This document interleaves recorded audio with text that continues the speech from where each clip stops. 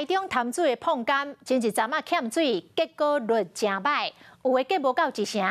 农粮署讲，面对着极端的气候，果农灌溉的方式嘛要对咧改变，讲会搁开课程来辅导农民。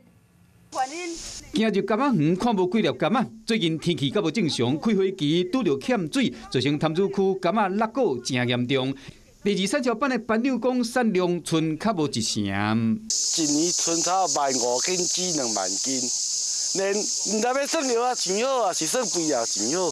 农粮署表示讲，极端气候未来会变成常态，咱的果农可能要改变压水的方式。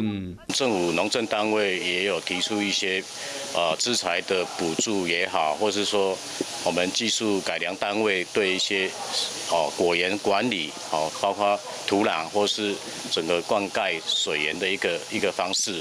农粮署嘛表示讲，相关的设备会使申请补助，同时会派人来教这农民相关的技术，来应应未来极端气候所带来的改变。